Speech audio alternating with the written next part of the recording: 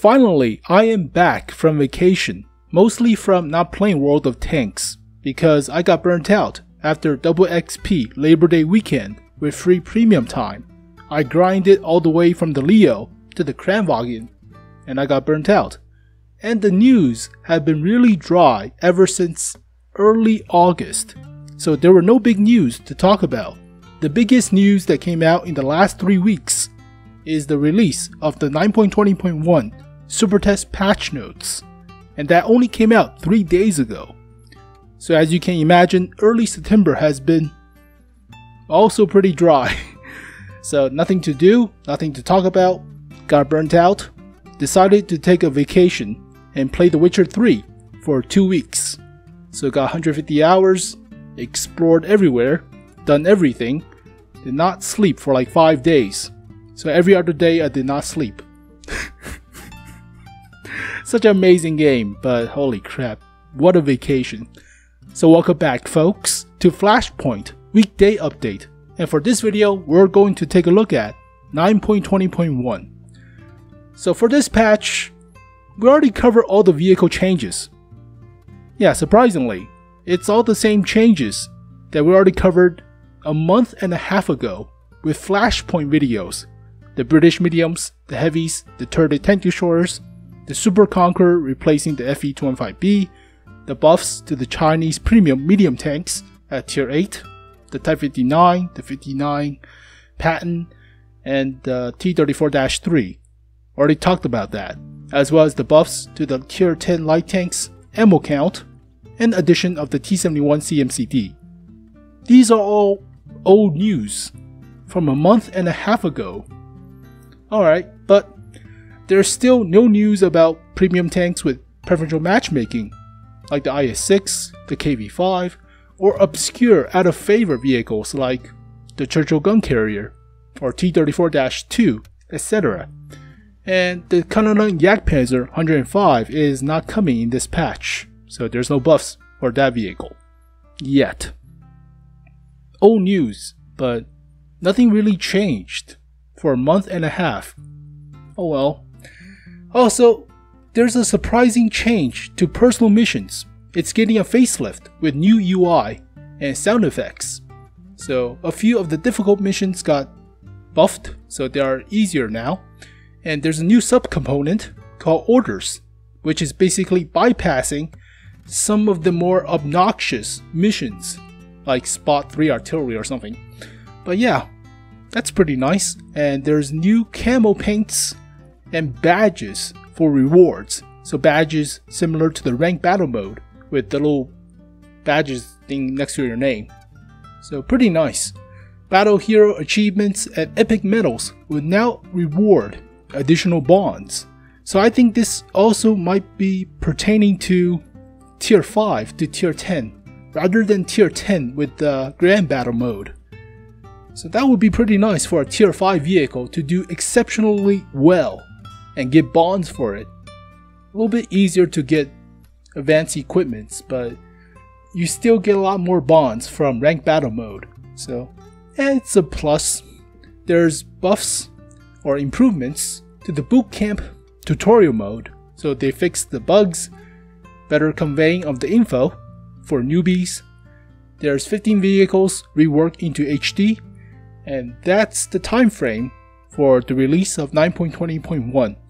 So we should get the first iteration of the test server this week, second iteration next week, and basically in the middle of October, the release of the actual patch. So yeah, alright, but half the stuff we already covered. Most of the stuff like the vehicle changes were already covered, so it's not a surprise, but I do like the personal mission change, so that's pretty good. Gearing up for our second season, hopefully, maybe. But here is a quick summary of personal mission changes. So it's mostly easier to complete, though some of the secondary objectives got somewhat harder. So it's focused on the change to the matchmaker and how it affected the ability to compete some of the mission objectives. Freaking typo. So most of the changes are light tank missions. for spotting artillery or whatever. But the least change were artillery and tank destroyer missions. I'll provide you with a link in the description below to the full patch notes and the changes to the personal missions. But as you can see with the Object 260 mission, mission number 15 for artillery got harder because originally for the secondary objective, you have to survive. Now it's win and deal 4,000 damage, in addition to the primary objective, which is spot 3,000 assists or 4,000. What? Unless you play this in the grand battle mode, it's pretty hard to do that. So yeah, some of the missions got a little bit harder, like destroy 6 now rather than destroy 5 for tank destroyer 15. Okay, or for heavy tank 15, you have to do 25% of total team damage rather than just win. So some of the missions got easier, obviously, like medium tank 15 deal 4,000 damage to tank destroyers. Now it's 3,500. Yeah, that's a lot better. That's a lot better, but still, alright. So it's a toss-up, but I mean, let's take a look at the new subcomponent, the order. So what this does is allows you to complete final missions with your substitute order thing. So orders is like a substitute.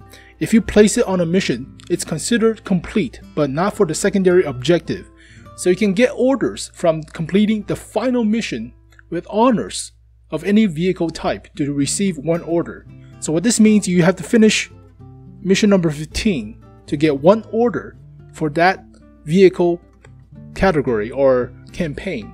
So for example, if you're doing the T-28 heavy tank concept campaign, if you finish any of the 15th mission, you'll receive one order to be placed on the same campaign, other missions for other vehicle types.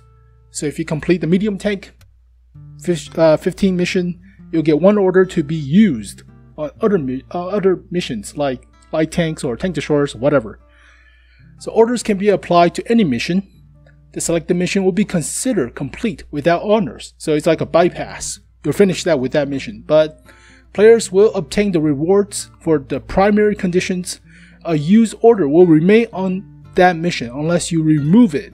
But the only way to remove the order from the mission that's considered complete is if you fulfill the secondary objective with honors of that mission. So it allows you to bypass some of the more obnoxious missions to unlock mission number 15 for that to be completed, if that makes sense to you. So number of orders is basically you need one for mission number 1 to number 14, but you need 4 for mission number 15. You can bypass mission number 15 with 4 orders, but that basically means it's like the old system of if you want to finish like 4 out of 5 vehicle types with honors, you will be able to unlock the reward vehicle. So it's like that, but now you can use the smaller parts to finish like individual missions, mission number 1 through 14 with just one order and get the rewards. So it's a little bit easier to unlock missions like spot 3 artillery. That's stupid. If you want to bypass that, you can put the order on that to bypass it to unlock light tank mission number 15 for you to complete. Oh, difficult to comprehend, I guess, but there are new rewards, badges for completing the set as well as the total of the campaign. So pretty nice. You get one for the vehicle reward, you get another one for all 75 missions per campaign or per vehicle campaign. So you get one vehicle campaign, get another one campaign, blah blah blah. You'll also get paints, so 3 sets or 8 sets, 2 sets per vehicle type or vehicle category, different vehicles. So you can read, but yeah, that's pretty nice. New stuff. Hopefully they add more stuff to the second season of personal missions with more vehicles. Hopefully, but as you can see, it's pretty nice. You get more stuff. I think you are able to get all these stuff if you already finish all the personal missions. So basically, once the patch comes out, you automatically get all the paint sets, all the badges if you finish everything. I think you don't have to like worry about having to redo everything, I believe. So we'll see, but yeah, pretty nice. So here are some of the new UI for personal missions. There's new audio or sound effects. I'll put the link to the sound effects stuff, but you can click on the new UI menu thing. It's not at the left now for the missions. There are new badges for you to unlock for your name that appears next to your name. So alright. Also, they added new UI thing for the missions, so it's not a list anymore or wall of text. It's more like a map, I guess. But so mission number 1 to mission number 15, as you can see, simple enough. But you go from Stuck 4 to T28 concept to yada yada, this stuff. So I do like the update, but I do wish a second season of personal missions, hopefully. But small steps, improvements. So there's a new Hall of Fame feature for the website as well as for the game. So you can compare your stats if you're really into that stuff, but it looks prettier, I guess. So you can access it from the main game or from the website. So, alright. There are new vehicles in the works. You have Dmitry Loza, or if I pronounce his name correctly, his is a Soviet Lend-Lease M4A2. It's not a Sherman EZ8 because of the VVSS suspension. So it's not HVSS. It's not the same suspension as the Sherman EZ8, but it's an earlier model of the Sherman M4A2 variant. So it's a premium tier 6 Russian medium tank. I already took a look at the stats. It has 12 horsepower per ton ratio with the same armor as the Sherman EZ8. So it's slower and does not have a better gun. Same penetration, same alpha, same, actually a little bit worse accuracy and worse aim time. But it's Russian. Alright. The Corvettes one received a armor buff for the hull and turret. So this thing is getting updated. But yeah, it's been in the game files for 2 years now, I think. So, alright, it might be second season of personal missions. I'll be fine with that, but they buffed the aim time slightly from 3.3 to 3.1. They buffed the frontal armor from 120 to 140, and the turret a little bit, but still has the... I don't think this has the gun access port weakness. It does not have the gun access port weakness as the IS-3, so this should be 50mm right here rather than 20 or 30. It's 20 on the IS-3, so improvements, I guess. But you should see these vehicles coming out soon, either for the premium shop or for maybe the personal missions second season, please.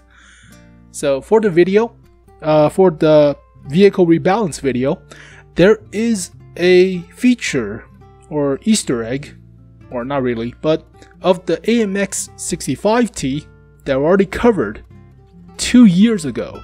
So this was a tier 8 French normal heavy tank with a lot of turret armor and 120mm main cannon, which I thought was pretty good, and gun depression as well, but never came out.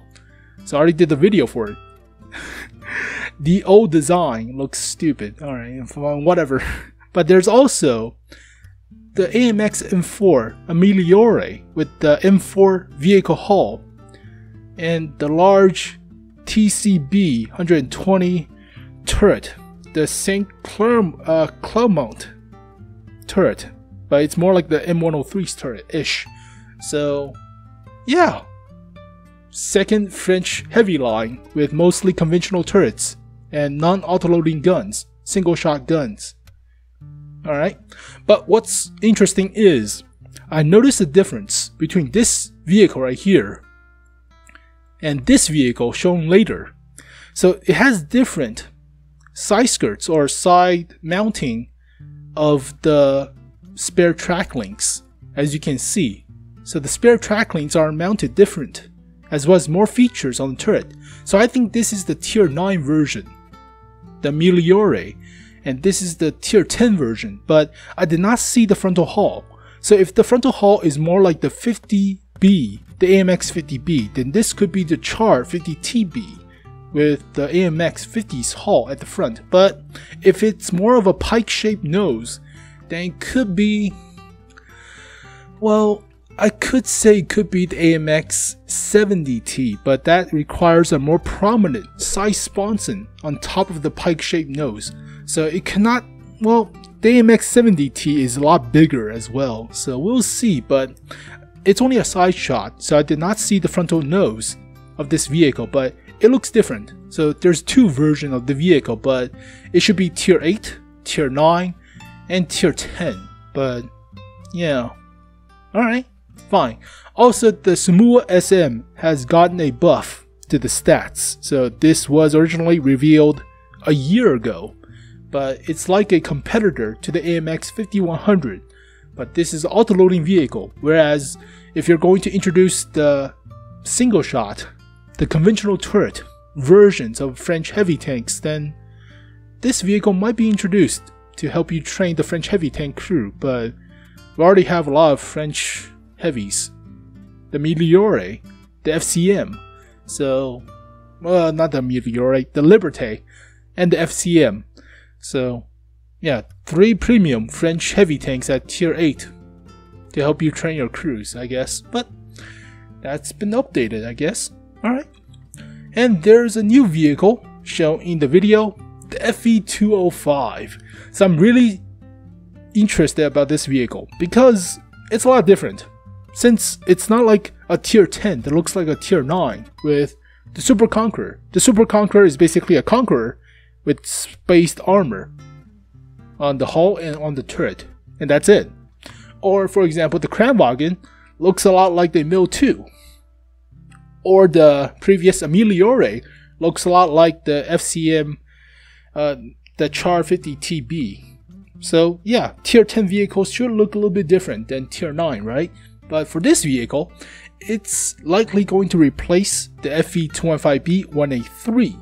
So it's based off of the Conqueror's chassis, but it's a large gun on a Conqueror's hull. So it has 10 degrees gun depression. That's 10 degrees. I measured it with a protractor. But yeah, I'm actually interested in this vehicle because it doesn't look like there's any weak spot. No commander cupola. I mean, you could make this like 100mm or something, but hopefully it's not. Hopefully this thing actually has armor, and it's the closest we're going to get to the Jagdpanzer E100 Crocodile, but that vehicle never existed. Whereas this vehicle is a wooden model, so scale model of the FE205, self-propelled medium anti-tank gun based on much modified Conqueror tank chassis with the main armament being mounted in the hull front with limited traverse. Built in 1947. So yeah, FE215B 1A3 might be replaced along with the FE215B. So alright, but hopefully this thing has like 200mm or 300mm from the hull armor. It might have a weak lower plate, but you do have gun depression. Interested. So here are the vehicles that are likely to be replaced, and I highly recommend you getting one if you want to keep it as a legacy vehicle. So obviously the first one is the FE215B. It's currently planned to be replaced with the Super Conqueror. So it was planned to be replaced with the Chieftain, but I got it a long time ago, so oh well. Next up is the 1A3. So you already saw the FE205.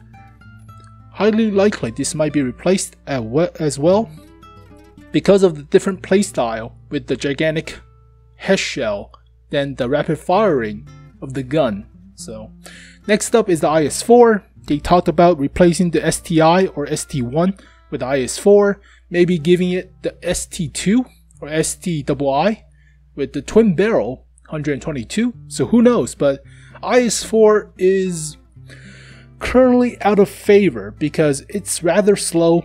Armor's alright, but you do get pinned in the turret front, on top of the turret, similar to the IS-3, so the turret upper roof is pretty weak. And this thing is slow with only 30 rounds for the 122, so there are a lot of plans to rework this vehicle, and I do think it's might be a potential candidate for the chopping block, so it might become a legacy vehicle, or at least a tier 9. Back again to tier 9. And finally, the Grill 15, the black sheep of the German tank destroyers. So yeah, it's turbulent. A lot of stuff has been said about this vehicle. A lot of players hate it, a lot of players originally like it, but they nerfed it. So yeah, this vehicle is troublesome, to say the least. So we might see a change to this thing. It might be replaced with another tank destroyer, might be super nerfed beyond all belief yet again, or might be buffed, who knows. But these 4 are the vehicles that are likely going to be replaced or reworked in some way or the other, whereas vehicles that are normal, such as the patents, rarely get touched. I was really surprised with the Foch 155 out of the blue. So if I knew about it, I would tell you guys to get it before they replaced it with the Foch 50B. But did not know about it. It just came out of the blue. So yeah, these 4 are the ones on the chopping block. So you might want to consider these. So there you go, folks. In conclusion, how was 9.20? I played like Labor Day weekend. I saw a lot of players with the M48A5 patent, and I think it's pretty good, but I got burnt out with the Kranwagen, so I decided to take a break, play The Witcher 3, and yeah, we got to this point. So yeah, how was everything? Wait, wasn't there a bunch of smaller micro patches to increase the chance of getting into Grand Battle Mode? So how was Grand Battle Mode? I did not play tier 10s. I only played Emil 2 and Emil 1 a lot during my grinding, but yeah, I would say it's been a pretty good patch, mostly because of the vehicle buffs and mostly with the turret buffs to vehicles like the M47 or M46, M47's turret, but holy crap, it's ridiculous. I cannot even pin it with the STRV 103, the A variant, the Dash 1, the Stage 0 variant, the Tier 9 version. So yeah, what? Such a slow turret now. Holy crap, it's like 250mm effective. Ugh. Originally it was like 150. Oh, but let me know in the comments below, but I'll try to answer the community questions next Flashpoint video. It's been a long video, so thank you guys for watching this video. Hope you guys enjoy it. I'm back, and we'll get right to all the stuff for the test server, for the leaked videos, but I'll see you guys next time. Peace.